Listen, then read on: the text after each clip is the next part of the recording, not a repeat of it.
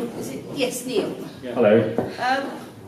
Apart from myself, how many, I'd like to know, it's a double question, so bear with me, how many other people in this room sighted a UFO? 6. Okay, thank you. And the other question is, that these superior beings, which they obviously are, the sort of aircraft they're flying around in, why haven't they actually tried to make more intelligent contact with us rather than either abducting us or sightings? I mean, why are they hanging around? Why don't they just do something and meet, as in Close Encounters, and have an intelligent two-way conversation? Can anybody answer that? Why are they pussyfooting around? Because I don't think that's their agenda at all.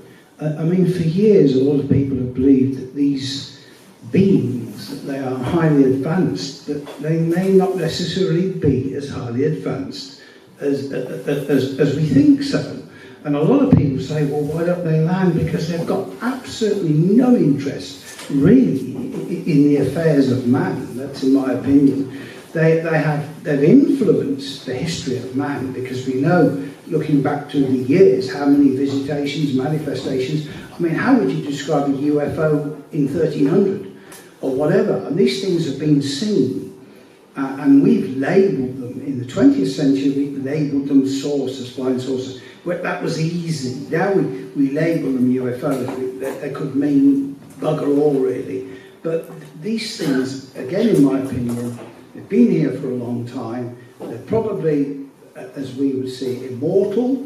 They certainly have no interest in us generally, but they do utilise man's presence on this planet. And as Davies pointed out, what's happened to him, so many people I've come across that have had these experiences, but that small, tiny number of people, of course, in comparison to the majority of the public, who just look upon people like David and so many others and think they're nuts. I mean, they think I'm nuts for getting involved in the subject, but that's just how I feel. That they've been here for a long time. They don't have to, meet up with Donald Trump or Theresa May. But perhaps he is an alien. Well, yeah, I thought we'd go into politics. Perhaps you're right there. Thank you. Anyone else? You don't think they come from another planet then? We all tend to think, oh, they must come from Mars or somewhere else. Well, again, I don't know where they come from. It's more likely they are welcome to us. We are the aliens, because these things, these beings that exist in what we perceive to be another dimension of time, and that's just a roughly hued conception, because we can only speak with our earthly conceptions about things that really we don't understand. These things have been here for a long time, a hell of a long time. They don't seem to advance any further, so maybe they're part and parcel. Maybe they were put here on Earth with us, to light the way. I just don't know. Thank you. Anyone else? Yeah, Gina? You mentioned that you don't think they got any agenda with people on Earth. Yet everybody that's having an encounter with them goes on some kind of spiritual transformation. Now, well, I'd say I maybe should have qualified that and said that, a lot of people that have, generally speaking, if you get close to these objects, most of us consider they're either malevolent or benevolent. They appear to be benevolent, if you like, rather than malevolent. Most people that get close to these sightings, in fact, some people have speculated just to see a UFO sighting, there isn't interaction. The closer you get, the bigger the interaction. And some people have had interactions and they've changed completely. Their whole lifestyle's been changed. But you do get people that cannot come to terms with the horrifying experiences involving these things, and these things continue to happen all of the time, and they do embark on what they consider to be spiritual journeys. So no, the influence of people here then, if they're interacting with people on Earth and they go through some kind of process where they lock themselves, that affects others, so they are influencing. Well, I suppose they're right, yeah, but their agenda probably hasn't changed. Somebody once said to me, all we are is on the shopping list. And to some degree, that's probably right. But, you know. Gentlemen now, Can I just touch on something first? The lady at the back the lady at the back, you refer to them as advanced beings. Now, that might be the case technologically. However, morally, if you like to say spiritually, it's not a term that I use, but whatever. We're not certain whether we are dealing with something that is morally and spiritually more advanced than we are. We have intelligent species on this planet that live alongside us, such as dolphins, the higher primates, etc. We study them on a daily basis. However, I don't believe that anybody has ever gone up to a dolphin and tried to explain why we're studying them. Well, it's not being able to them as well, so I mean, for us as being evolved beings as well, we're not any better. No, we're not. We sadly judged advancement on this planet as technological advance, but there's different levels of advance. Different species, different. Yeah, absolutely. I mean, there's a bit in War of the Worlds where, right at the beginning, where it states that they watched us as we would watch insects or microbes in a petri dish before us, and this could be the same situation. I do think of it like it's the same with people on Earth. You've got nice people and you've got ones that are not so nice. Yeah, absolutely. I mean, there are people who, like I said, regard them as benevolent or malevolent. I honestly don't believe that is a question that. If there's anything at all that comes out of it, there's an almost they have no consideration with regards that way how we feel about the situation, and it does seem quite often that we are here just to be studied. Do you think it's perhaps a different races because like some are having different contact with them? You know, some are having ones that's not so nice experiences. Some are having. I mean, over the years, different races have been reported. Yes, I mean, different things to different people. Yeah, I mean, people talk about the Nordics, who are generally looked on as being spiritually guiding. There's the Greys, who range from either malevolent to just regarding us as study. So. You can't, put one just say they're all the same because they're not. No, absolutely not. No. Okay, let's go on. I think all in all, gentlemen now in the stripes. I don't know who can answer this, maybe all of you can. It's just a specific question about Randall Jones Pugh, someone who had vast knowledge of sightings in this area, reported them, and who was quite a level-headed, clear, intelligent person who at some point decided that he needed to burn all his material. Could anyone tell me what prompted him to actually come to that point? And was it a religious, something to do with religion, or was the religion something that gave him succour subsequently to that experience? I mean, you knew Randall as well, so I'll pass that on to you. Well, we've met a number of people that have gone along that route. Lord Hill Norton's friend, Reverend Paul Dingleby, he felt the same about them being demonic and that they were a threat to mankind. And but with Randall Jones Pugh, of course, one shouldn't forget that he's had one or two sightings in Spain which terrified him, and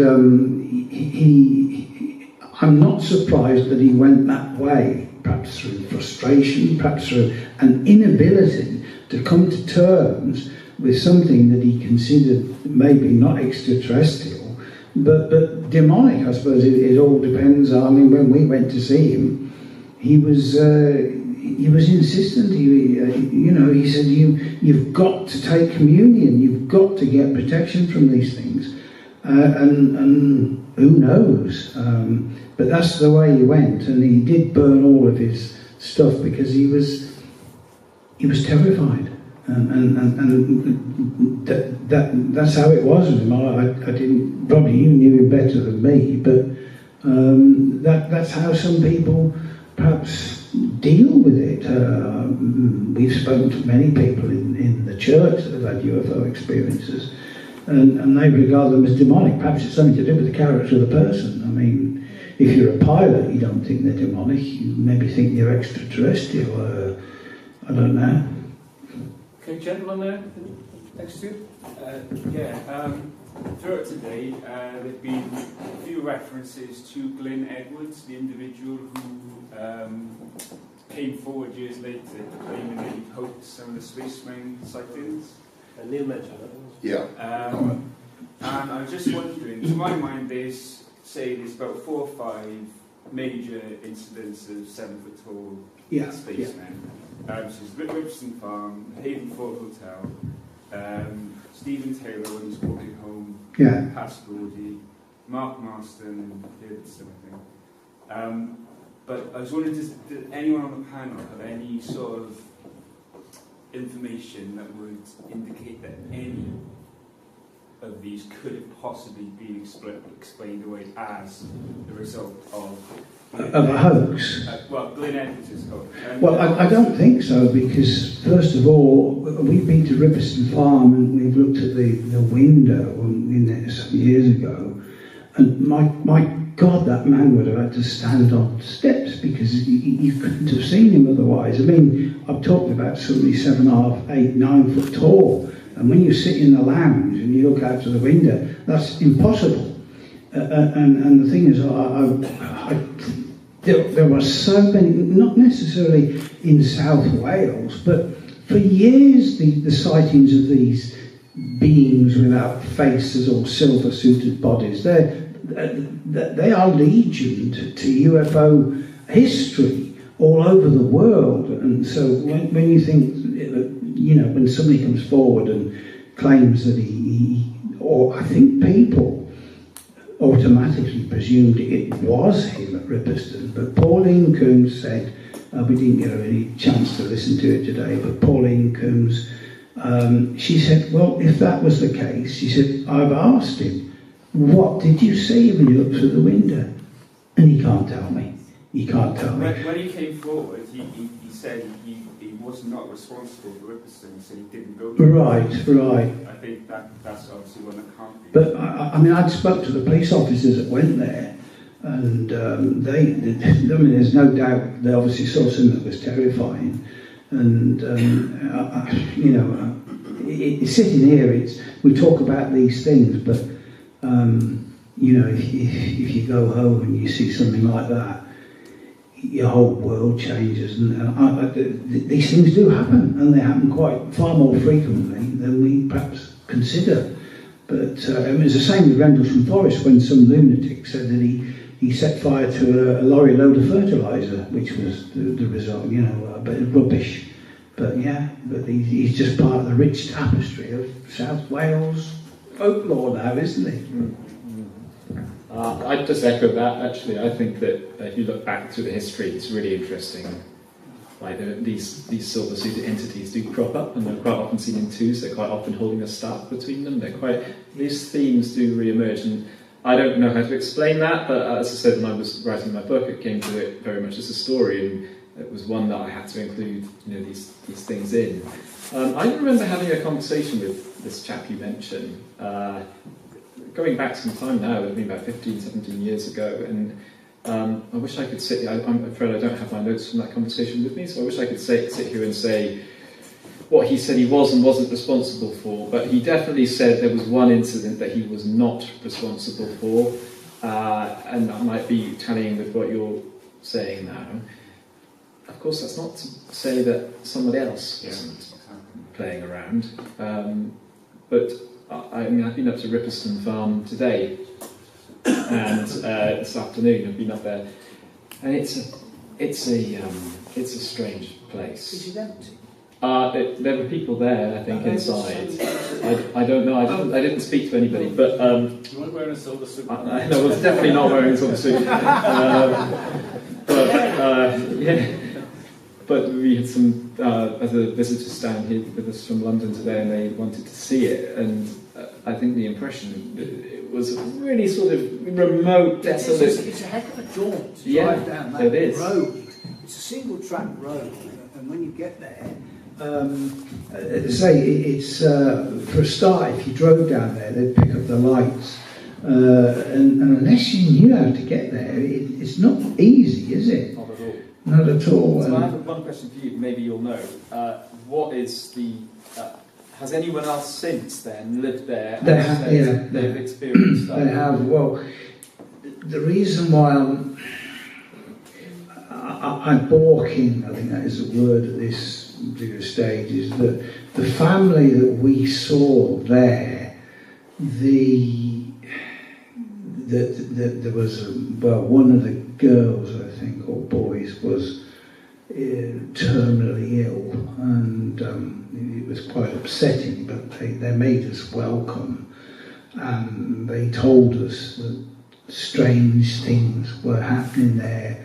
I mean, this was like 10 years ago, so I've no doubt it's the same with the Fort Avon Hotel. Whoever takes over that, or Ripperston Farm, starts again. Are there strange? Have there been occasions reported at the Haven Fort since what happened?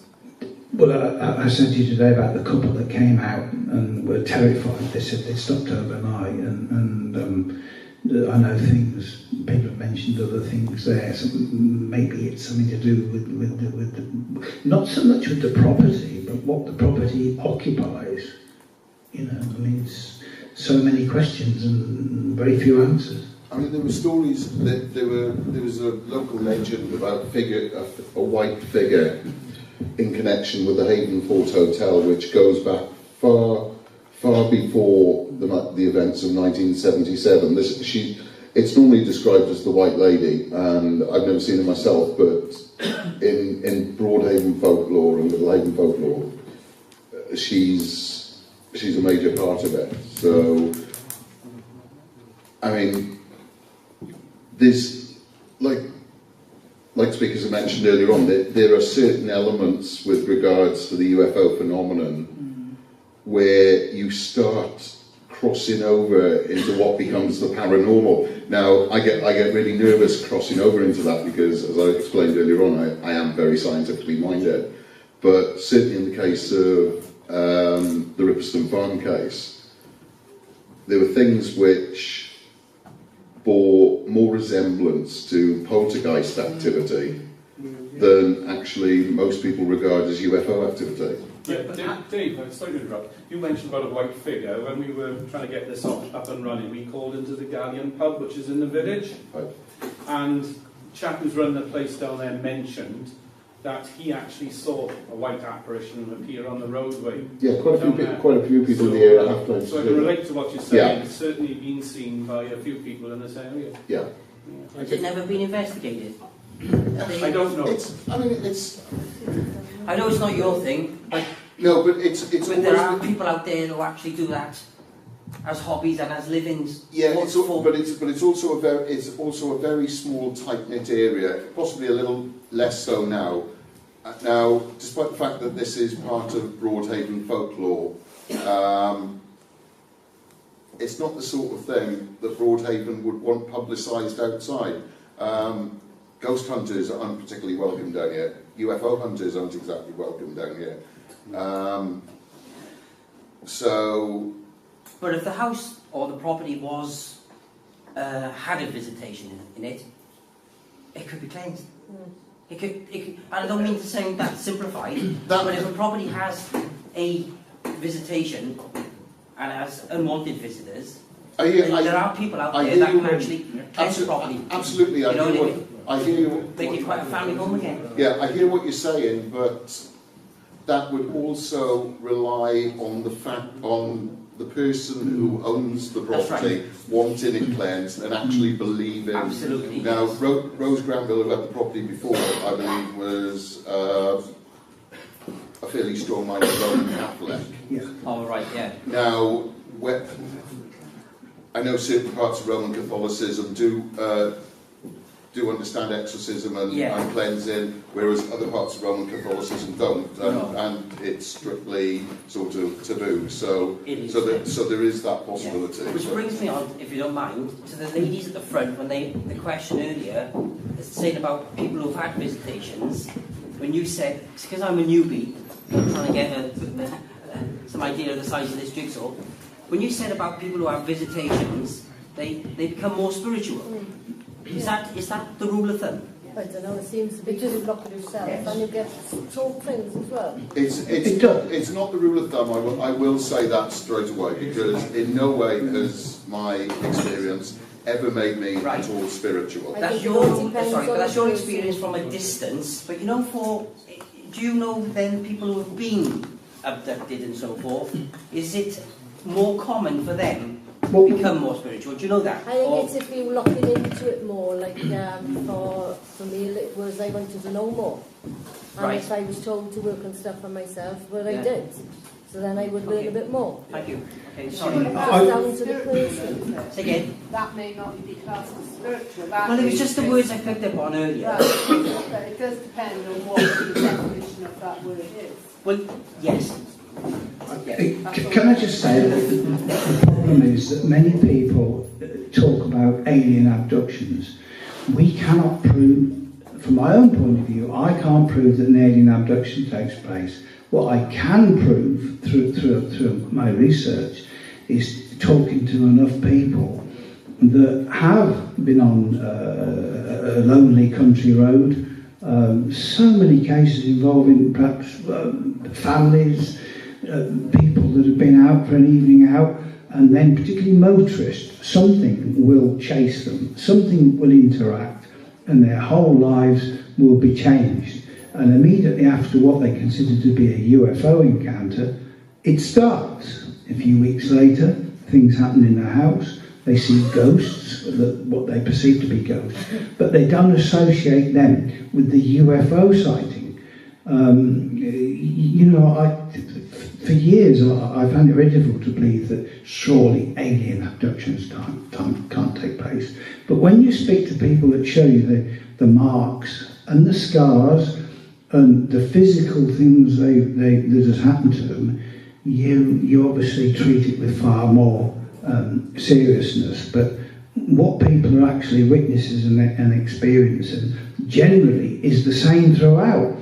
All of these, if you like, abduction experiences involved similarly described beings and medical maladies that follow afterwards, and some of them are quite serious. Somebody once said to me they thought every time anybody sees a UFO it's a prelude to an abduction, and maybe they're right, maybe they are, most people get away with it, but people that are very close to the energies that these things give off will report some horrendous experiences, and some of them regarded. We'll have to wrap up shortly now. There's one last question off anybody? Anyone else got one more question? Well, the gentleman that was abducted, wonderful talk just now. Did you have any of this? It just said prior to an abduction. I've been listening to what they've been saying, and I'm very sympathetic is the word I use, because when you mentioned the chap in front of you said about it being spiritual, and that lady over there said, well, it's not necessarily spiritual, but it could be something where it changes your way of seeing things. Now, I see spirit all the time. I didn't used to. No. I've done some things that I cannot believe I've done as well. So yes, I think it's all connected. I really, if you want to call being able to see spirit and talk to spirit, which I've done, if you want to look at healing as being spiritual, then I've done that. So I'm spiritual. I don't know. How you determine that is very difficult. Okay, yes, thanks, David. But some of the things I've been through, yes. Right, I don't know about you, I've enjoyed today. It's been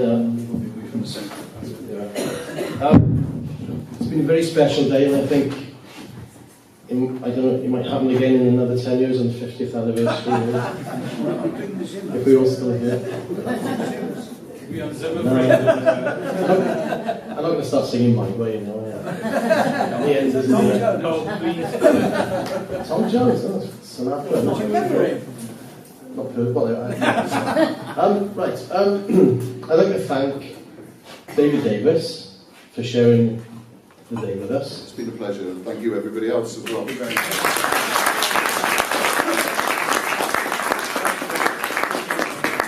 I'd also like to thank Dean Sprague.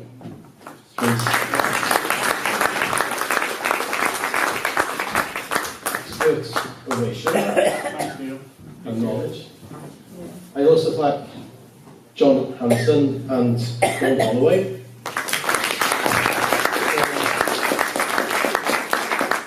For years and years of dedicated work in collecting all that information for that wonderful series of books. And also for showing us the original drawings, which I wanted to get David in on that, because I saw your little... I got one question. Q&A still going on. On John's original drawings, you've got sort of like a page of an exercise book with a little sketch and then your report, if you like, underneath. Was that drawn before the big colour picture that you did with the crap trees?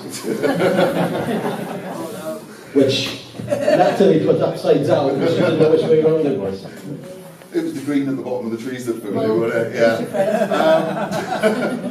It wasn't taking off, it was crashing. Somewhere out there there's debris. Right, there were a couple of pictures drawn. I mean, the one that you've got a copy of up there, I believe that was the one that was actually drawn at the request of the headmaster. That was the first one. That, I think, was the first one. There's a couple of others. They're basically the same, of varying degrees of crapness. But, yeah. Can I just ask one follow-up, just very, very quickly? I'm not sure somebody else would observe it, but is there any part of you any part? I know you saw it at a different time of day to the others. Is there any part of you that would have liked to have been with them when they saw it, or would you prefer having that distance from it? If you know what I mean. Seen it. I think the distance that it puts between me and their sighting on the same day gives me a different perspective on it. I wasn't one of the group. I wasn't someone who could have corroborated with them on a story, right. And I was going out there to prove that they were lying. Yeah. So the fact that I had my separate sighting, that does give a different stand, and yeah, I can approach it from a different direction. Yeah, it's an interesting angle on it. I didn't even appreciate. So yeah, I didn't appreciate it until you just asked. Sean, quickly, and I'd also like to thank David, whatever his name is. I'm not going to say the name.